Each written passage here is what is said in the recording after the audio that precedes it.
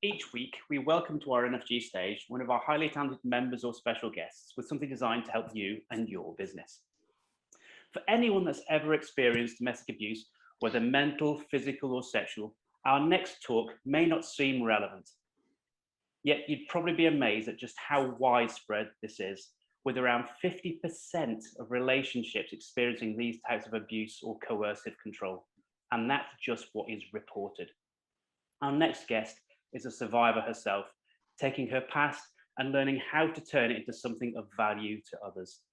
With incredible passion to make a difference, she trains therapists to spot the signs, take the right action, and provide the best selection of help to those affected. Before you wonder whether this talk would be of interest to your business, let me just answer yes. Our next guest has taken her insight into the decisions we make and the reasons for the wrong ones, and how it applies to everything from coercion in relationships to coercive tactics within the world of online shopping. Here with a talk about modern slavery, Black Friday, and purchasing decisions, we bring to you Bal Howard. Good morning, Bal. Morning. Thanks so much for inviting us to talk. It's really lovely to be here. It's a networking group that I really gel with, and I hate not attending when I've got other things on a Monday morning. So I do try to get here as much as I can. So no, thank you. Today I'm going to talk about modern slavery and about purchasing decisions that we make when we pick up something from the supermarket. And do we actually know where that product comes from? But before I do that, I just want to introduce who I am. So I'm Bal Howard. I run an organisation called BKH Training. My training covers aspects from domestic abuse, coercive control, forced marriage, honor-based violence, female genital mutilation, child sexual exploitation, addiction, substance misuse. How did I get into this? Well, my background is sales and marketing, and I worked for high corporate companies such as Scion in computers, telecoms, recruitment, IT hardware, software, and earned quite a lot of money, but it wasn't fulfilling a need on the inside. And I am a survivor of a child forced marriage that happened to me when I was 17 years old in this country, in the Northeast. And I was shipped off to West Yorkshire for 8.5 years of my life, where I won't talk about the abuse that happened there. But as a result of me fleeing, in fact, I don't know how I made it out alive. And as a result of me fleeing from that relationship where my own family wouldn't support me leaving that marriage, I fled to London. I thought London's big enough. As a result of me fleeing, I've not seen my own family for over 25 years. That's my mum and dad, my brother, my siblings, my aunties, my uncles, my millions of cousins that I've got around the country. And they try to find me through a private detective, reporting me missing to the police, 3 missing reports from me for the police. They put leaflets around where I used to live to see if anybody had seen anything. And they should have found me and killed me in one of those so-called honor killings. And I moved around the country because I just wanted to keep going and moving around because they can't shoot a moving target. I lived in Oxfordshire for a while, Cambridgeshire. I went up to Corby, went around the world to go and find myself. But it was still kind of uncomfortable on the inside. Then the job came along with Suffolk Constabulary, and I had nothing to put in the job application. There was some transferable skills, so I actually put my own story in the job application. So I worked for Suffolk Constabulary for 7.5 years. It still wasn't fulfilling a need, and I went through a lot of mental health problems around that time, and actually my mental health problems were exacerbated by what I know now. It was addiction. So not only with prescription medication, but actually I'd use cocaine on the morning, alcohol in the evening to bring me down. And just the recent reports that were released, 1 in 4 of us is drinking hazardously. And I ended up in rehab in Lowestoft at East Coast Recovery. I was in residential rehab for 3 months. That's where I found something quite valuable. I found like I was reborn again. They healed the trauma that I'd went through. They detoxed me all of my harsh prescription medication as well. And they gave me an amazing tool called meditation. And I wouldn't be without it, like I wouldn't be without food or water. So when I was leaving Suffolk Police, I sat in meditation and asked for guidance. The brand, everything just came through my third eye in terms of what my business was going to look like. And I haven't looked back. It'll be 5 years in September since I left and set up my business. I'm delivering training now nationally to social services, health, police, education. I deliver for 7 London boroughs, Pan Bedfordshire, Milton Keynes, Darlington, Brighton and Hove, soon to deliver for Pan Sussex as well, Suffolk, Norfolk, Essex, just everywhere really, all from the kitchen be it. Yeah, the inspiration comes from my intuition. When I feel it doesn't feel right to work with a client, I just don't. It's just a feeling. I go by the feeling more than, what was it? London Borough of Redbridge asked me if I had a 5-year business plan. And I was like, business plan? I don't have a 5-year business plan. He goes, do you have a 12-month business plan? And I was like, I don't have a 12-month business plan. And she goes to me, well, what's your goal? And I was like, my goal in life is to reach enlightenment. And so just I wanted to share a little bit of a backstory with you in terms of my darkest past is my greatest possession really now.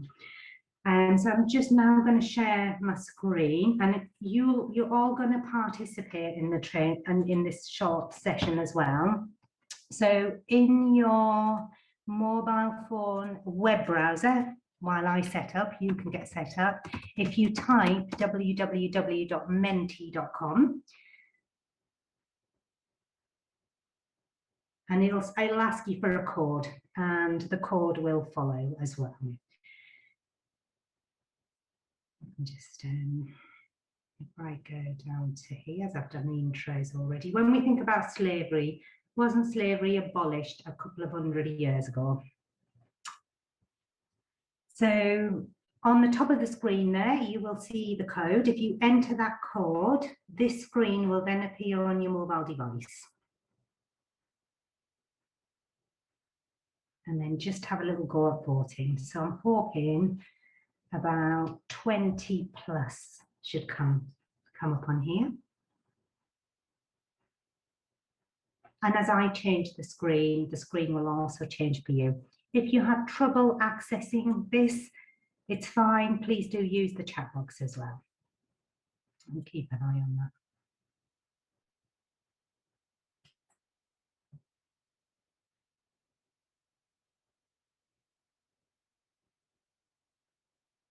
Just give you a few more seconds.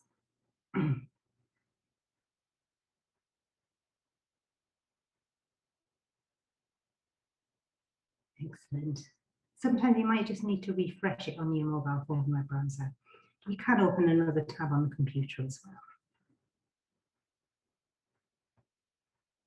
But that's good. I've got 17 of you. And I'll just move on to the next slide.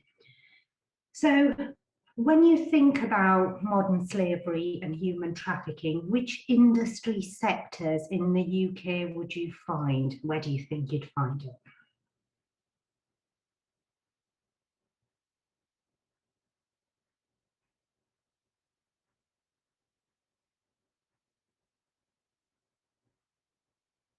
In clothing? None. Interesting. We don't think we have it here. The sex trade, agriculture, sex trade, retail, hospitality, manufacturing, farming, construction, prostitution, home services. Yeah, so we're thinking about it. Some good ones coming through, absolutely. House employees, yeah. So when we think about nannies and who's looking after the children, and I'm going to talk you through some national cases. So just do watch your hearts when I talk about those cases, because it is quite emotional to think, does this happen here? Gosh, a whole variety sectors there. Thank you for that. Okay, so I'll just you put there construction, hospitality in terms of restaurants. We've got the retail sector in terms of clothing, hotels, takeaways, nail bars, fruit, meat, daffodils. Let me talk you through a case of daffodils. How many of you picked up a bunch of flowers and never thought where they come from? You've gone to the supermarket. So this is a daffodil farm here in the UK. They had 50 plus Romanians working in this farm. They were paid 6 pence for picking a dozen daffodils. They lived in the cold barn on the farm. They were given cans of dog food to eat. So when you think about, we just go to a supermarket, pick up a piece of fruit, pick up some meat, pick up some flowers, but do we acknowledge where things come from? We go on, ladies especially have their nails done, go for a spa treatment. Actually, what about the workers? And this is part of the Sustainable Development Goals now as well, when we think that to end slavery, to end child labour. 800 to 900,000 human beings are trafficked into the UK every year. It's the second largest organised crime for British police behind Class A drugs. So I want you to start thinking about these different factors. You know, do we question where items come? How do we know where they come from? Do we check? Do we even ask? Do we even think about it? And then when we get into our groups to have a look how we're going to make a difference, what actions can we put in place as individuals, as consumers, but as businesses as well. So I just want to talk through a number of national cases. So here we have Emmanuel and Anten. Both of them worked for a North London trust. Emmanuel, consultant, Anten, midwife. Normal house on a normal street. Doesn't it just look normal? Hidden in plain sight. They brought a lad over from Nigeria. He was a slave in that household for 24 years. He slept on that mattress. He slept under the stairs. The couple had CCTV camera to monitor what he was doing that day. They left him post-it notes of what he was going to achieve. They had 2 kids of their own. He looked after them. Do we know what's happening next door, on our street, in our neighbourhoods?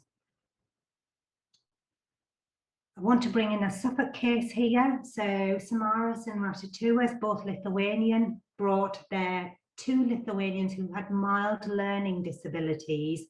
They first recruited them through a recruitment agency, put them into a pea processing factory in Great Yarmouth. And then they moved them to the Two Sisters chicken factory just on the outskirts of Lowestoft. That was their living conditions. And they were paid £20 a week to live off. They were in the same clothes that they arrived in. They lost weight significantly during that time. Nail bars. Again, ladies, if we do have our nails done. So these were nail bars in Bath and Burton-on-Trent. 4 Vietnamese girls, 3 were children under the age of 18, were moved from one nail bar to another. So when we look at modern slavery, human trafficking, it's the movement of a person either from overseas to the UK overseas, from one town to another, from one street to another, from downstairs to upstairs for the purpose of exploitation. So 4 Vietnamese girls, 3 under the age of 18, they were made to work 60-hour weeks. Sometimes they were given food, sometimes they weren't. They slept in the loft or in the basement when the police did a raid. £60,000 were found in one teddy bear. So sometimes when we think about if we're talking to someone, you know, even a car wash, do we think about, you know, how many hours do you work? How much do you get paid? When did you last eat? When did you last sleep? Sometimes it's the simplest questions. So think about nail bars. It's on our high streets.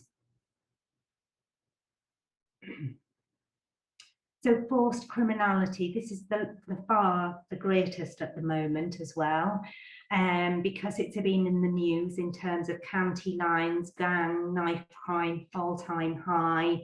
So what we've got in terms of child criminal exploitation, what we've got is county lines, gangs, we've got child sexual exploitation, child criminal exploitation. So this is just a couple of cases. On the right-hand side, Zakira Mohammed groomed and moved children.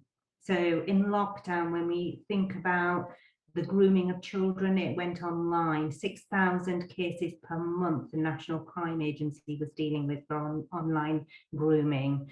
And so Zakira, he was moving drugs through using young people from Birmingham to Lincoln. And you know, he'd bought train tickets for them, so that movement of a person. On the left-hand side, Faisal Mohammed and Mohammed Yusuf, they were moving drugs using girls, especially for teenagers, to conceal drugs inside of them. And they were moving drugs from London to North Wales. So this is quite big in the news at the moment.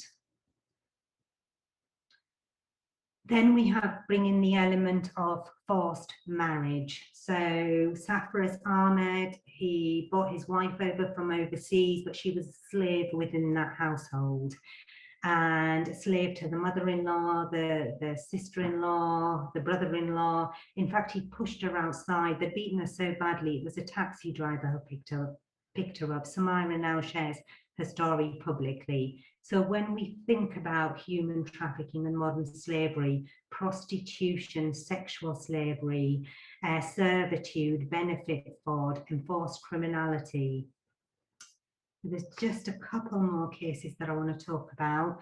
So in the middle there, you have an Eastern European gang, but Victoria Brown there is English. They exploited 53 women and sold them as sex slaves in the UK. 44 were from overseas.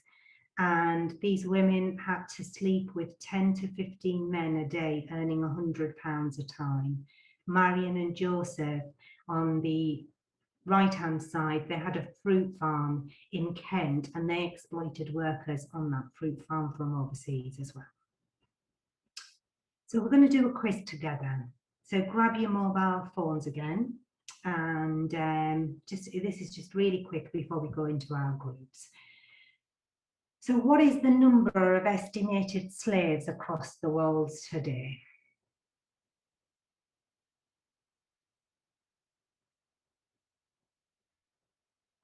So these figures are by the Global Slavery Index. So 40.3 million. That figure is way underreported.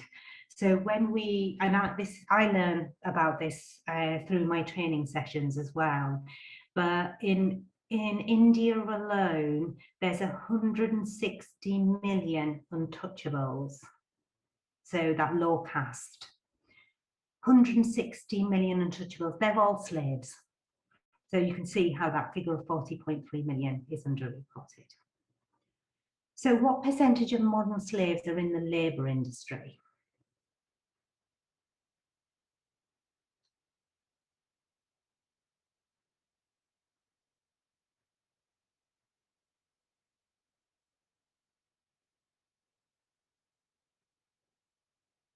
%78. What about the sex industry?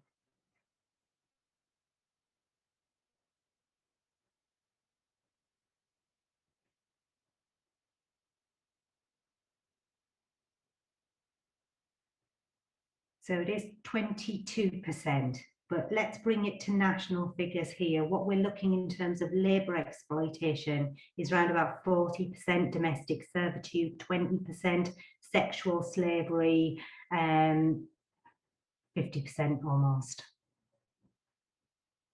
Somebody's buying these products. Somebody's buying it. How many are thought to be women and girls?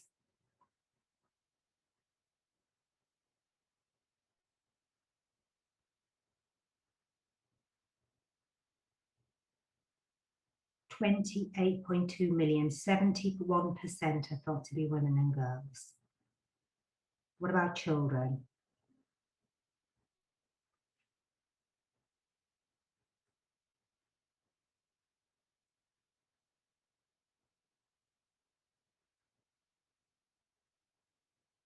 So 26% are children under the age of 18. So let me just put this into some sort of context. There are over 70 million people displaced from their homes across the world today. They're refugees. That's more than the population of the UK.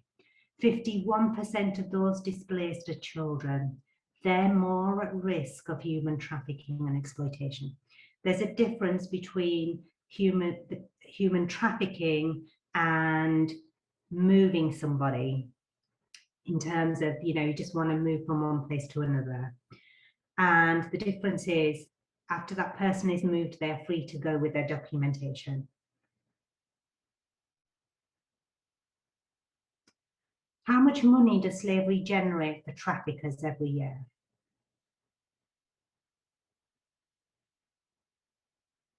So how much is a human being worth to them?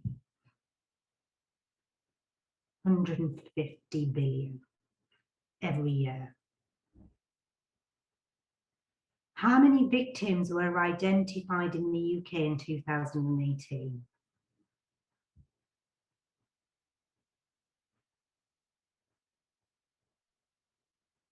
And these were reported, so these are the ones that accessed help. 6,986, way underreported here.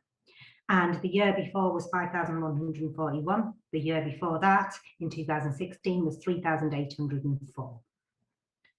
So what percentage increase of cases in the UK in 2019?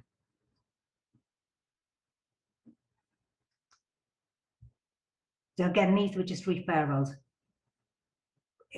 We're just scratching the tip of the iceberg, basically. So 52% increase. So what we looked at was 10,627 referrals. 27% of those were UK nationals, 43% were minors, and 130 nationalities involved. So again, just going to close the session. When we purchase items for our personal life and our business, do we question where they come from? How do we know where they come from? Do we check? Do we ask? What are we going to do?